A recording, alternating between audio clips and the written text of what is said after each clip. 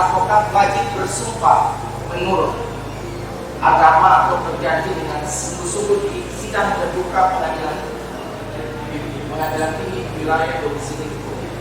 Dari persidangan kamar persidangan sampai saat ini kuasa dari pemohon tidak dapat menunjukkan, sehingga dari hal tersebut kami menyatakan bahwa legalitas dari saudara kuasa pemohon tidak lengkap, jadi tidak bisa duduk sebagai kuasa. Mohon izin, bisa saya jelaskan? Nah, oke.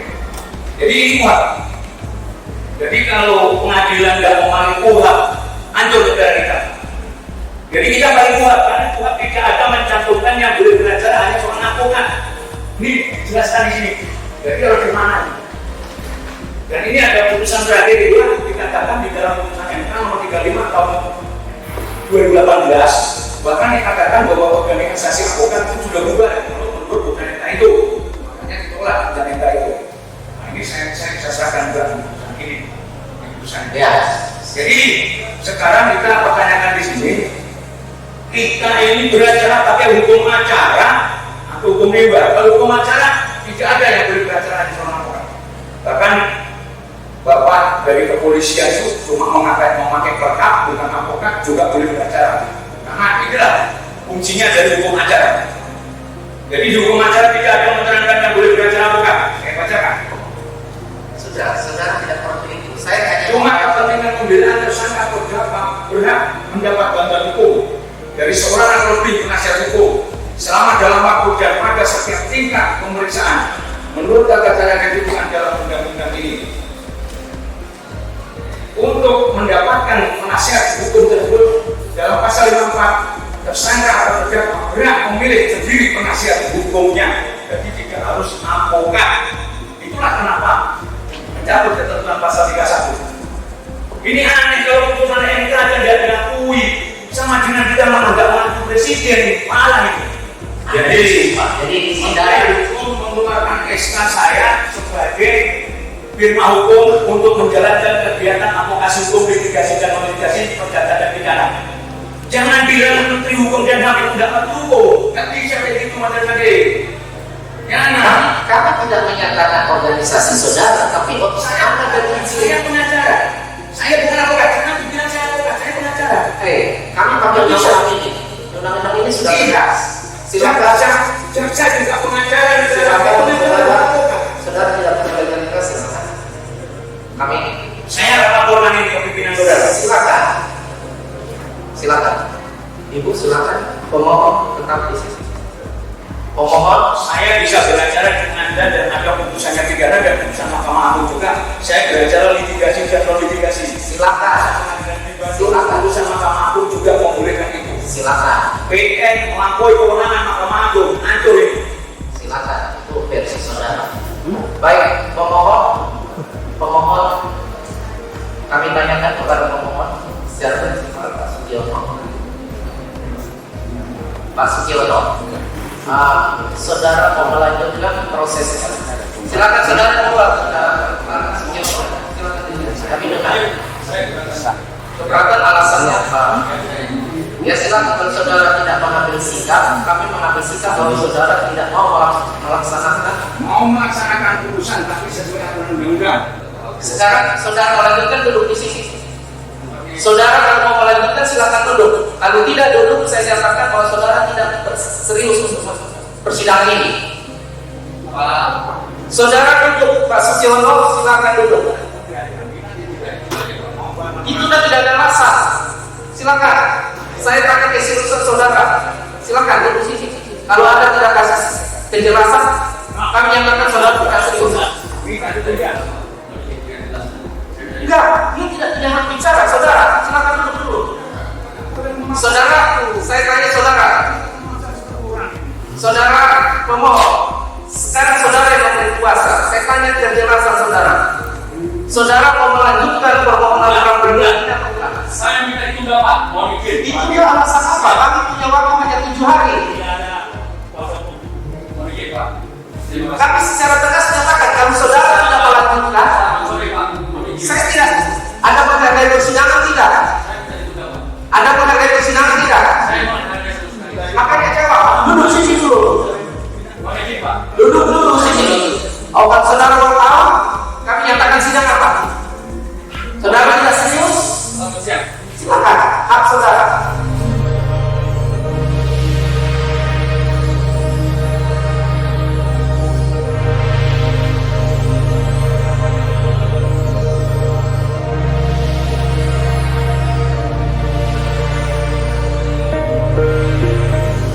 Ini adalah sidang kedua, yang mana sidang pertama dari pihak kepolisian tidak hadir, sidang kedua dari pihak kepolisian hadir. Di sini tadi majelis hakim seperti yang sebelumnya, dia tadi menanyakan, dia tadi terkait putusan bahwa ini sudah inkrah, dan tadi sudah saya berikan bahwa keterangan bahwa putusan ini sudah inkrah. Ini perkara pidana di Pengadilan Negeri Bandung. Jadi, dan ini putusan dari Mahkamah Agung. Ini semuanya asli, sesuai dengan aslinya. Ini juga PN juga sesuai dengan aslinya. Di sini menyatakan bahwa saya adalah pengacara, bukan avokat. Ya, pengacara bukan avokat. Di sini juga sama.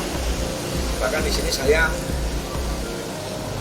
mengurus, waktu itu masih Paraliga, waktu tahun 2018. Jadi perlu kita garis bawahi, mereka tadi menanyakan berita acara sumpah karena mereka mengasumsikan bahwa semua pengacara itu adalah harus avokat. Garis bawahi bahwa kejaksaan itu adalah pengacara negara, bisa cek itu di plang tulisannya itu pengacara negara dan dia tidak wajib disumpah. Kalau semua pengacara avokat, maka jaksa harus disumpah oleh pengadilan tinggi dan tidak boleh menjadi pegawai negeri, harus honorer.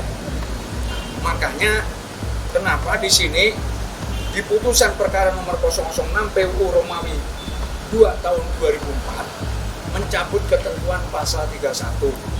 Salah satunya keterangannya adalah sebagai berikut. Ini pada halaman 31 saya bacakan. Menimbang bahwa sebagai undang-undang yang mengatur profesi, seharusnya Undang-Undang 18 tahun 2003 tidak boleh dimaksud sebagai sarana legalisasi dan legitimasi bahwa yang boleh tampil di depan pengadilan hanya avokat. Karena hal demikian harus diatur dalam hukum acara. Padahal hukum acara yang berlaku saat ini tidak atau belum mewajibkan pihak-pihak yang berperkara untuk tampil dengan menggunakan pengacara. Oleh karena tidak atau belum adanya kewajiban demikian menurut hukum acara, maka pihak lain di luar avokat tidak boleh dilarang untuk tampil mewakili pihak yang berperkara di depan pengadilan. Hal ini juga sesuai dengan kondisi real masyarakat saat ini di mana jumlah avokat sangat tidak sebanding dan tidak merata dibandingkan dengan luas wilayah dan jumlah penduduk yang memerlukan jasa hukum. Nah, jelas ini pasal 31 dicabut. Ya tadi ketentuan pasal 31 yang mana bunyinya setiap orang yang dengan sengaja menjalankan pekerjaan profesi avokat dan bertindak seolah-olah sebagai avokat, tetapi bukan avokat sebagai diatur dalam undang-undang ini, dipidana penjara paling lama 5 tahun dan denda paling banyak 50 juta rupiah. Itu sudah dicabut. Dan ini PUHAP-nya yang dimaksud dalam PUHAP ini, guna kepentingan pembelaan tersangka atau terdakwa berhak mendapatkan bantuan hukum dari seorang atau lebih penasihat hukum selama dalam waktu dan pada setiap tingkat pemeriksaan menurut tata cara ditentukan dalam undang-undang ini. Untuk mendapatkan penasihat hukum tersebut dalam pasal 54, tersangka atau terdakwa berhak memilih sendiri penasihat hukumnya. Jadi tidak boleh dipaksa hanya seorang avokat, tidak boleh itu. Ini majelis hakim memaksa seseorang untuk memilih avokat, tidak boleh itu. Karena berhak menentukan penasihat hukumnya. Ini kan kacau kalau aparat penegak hukum sudah tidak mau pakai PUHAP, pakai hukum rimba. Terus bagaimana dengan masyarakat? Boleh nggak pakai hukum rimba? Kan itu, boleh nggak? Jadi pertanyaan. Ini nanti banyak masyarakat yang memakai hukum rimba. Karena apa? Yang mendidik aparat hukum sendiri supaya memakai hukum rimba. Jadi jelas. Sedangkan di sini diterangkan putusan MK nomor 35 tahun 2018 Ini pada halaman 120. Pradi dinyatakan bubar pada tanggal 30 Desember 2008 walaupun telah ada akta peradilan lagi pada tanggal 8 Desember yang berarti juga telah melampaui waktu 2 tahun dan tanggal 5 April 2020 jatuh pada tanggal 5 April, jadi lewat 6 bulan pertengkaran dan hanya nama Pradi bukan organisasi. Pencabutannya ada. Terus di sini selanjutnya pada tinggal nomor perihal legalitas badan hukum Pradi dibuat secara palsu dan diberi perkumpulan aparat wanita Indonesia nomor 9 Dikir nomor ini di lembaga negara. Pada intinya isi surat tersebut adalah menjelaskan keberadaan Pradi selaras dengan uraian di atas sehingga berpendapat notario Idis dan Noesa telah menyuruh menempatkan keterangan masuk di dalam suatu akta otentik tentang segala yang harus dinyatakan oleh akta itu dan masuk dengan orang lain menggunakan hal seolah-olah bertentangan dengan cocok dengan hal yang sebenarnya. Maka kalau dalam menggunakan ini dapat dengan usia penjara paling lama 7 tahun. Jadi kalau mengacu kepada ketentuan undang-undang advokat, yaitu tadi mereka harus terbentuk paling lama 2 tahun sejak tanggal 5 April 2003, jadi batas waktunya terakhir tanggal 5 April 2025. Tapi nyatanya itu nggak terbentuk. Makanya sama, semua nggak punya legal standing kalau mengacu undang-undang advokat. Jadi begini, Majelis Hakim tingkat pengadilan negeri nggak bisa menguji putusan MK, harus dibatalkan dulu melalui putusan MK undang-undang tersebut. Dari mana pengadilan negeri itu bisa menguji undang-undang? Itu nggak masuk akal. Ujinya di MK. Ada nggak hakim yang menerangkan di dalam KUHP ini?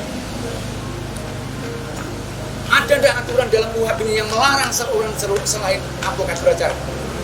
Coba. Tidak ada satupun hakim di Indonesia bisa menerangkan bahwa dilarang selain advokat beracara. Tidak ada. Pada putusan Pengadilan Negeri Bandung maupun putusan Pengadilan Negeri Jakarta Timur sama dengan putusan Mahkamah Agung, ya tadi kami bisa beracara. Karena apa? Mereka memakai KUHP. Karena KUHP tidak ada yang mengatur bahwa syarat untuk beracara itu harus advokat dan wajib disumpah. Tidak ada. Nah, tadi Ketua Pengadilan menafsirkan di KUHP nih tentang ketentuan umum angka 13. Ya tadi penasihat hukum adalah seorang yang memenuhi syarat yang ditentukan oleh atau dasar undang-undang memberi bantuan hukum. Jadi tidak ada di sini. Tidak ada terus. Jangan ditakdirkan advokat. Makanya diterangkan di dalam putusan MK. Undang-undang profesi tidak boleh dijadikan sarana legalisasi dan legitimasi yang boleh beracara advokat. Karena hal demikian diatur dalam hukum acara. Hukum acara nggak ada. Kami tentunya akan melaporkan hakim ini. Dan tadi Pak Sudiono kan minta sidangnya ditunda. Karena apa? Karena kalau sampai mereka memaksakan, kan hakim tidak boleh memaksa. Kan itu. Sedangkan tadi dari pihak kepolisian juga bukan advokat. Jadi tentunya polisi pakai apa? Pakai peraturan Kapolri. Loh, saya di undang-undang tadi tanya. Oh, undang-undang Cipta Kerja loh, tanya sama menteri yang mengeluarkan. Jangan tanya sama saya. Menteri menyatakan badan hukum saya berdasarkan undang-undang Cipta Kerja. Loh, berani nak gugat menteri? Jangan saya dikeluarkan legal standing oleh menteri loh. Jadi kan tidak nyambung. Nih, ini NIP saya. Ini badan hukum saya dari kementerian. Terus ini NIP-nya.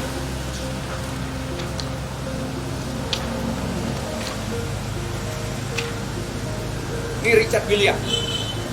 Nomor induk berusaha. Berdasarkan Undang-Undang nomor 11 tahun 2020 tentang Cipta Kerja, pemerintah menerbitkan nomor induk berusaha NIP. NIP-nya sebagai aktivitas hukum lainnya, aktivitas pengacara aktivitas konsultan hukum. Jadi di sini tidak diterangkan aktivitas saya sebagai rampok, tidak. Provokator juga tidak, tapi sebagai pengacara. Aktivitas saya sebagai pengacara. Ini aktivitas bunyinya.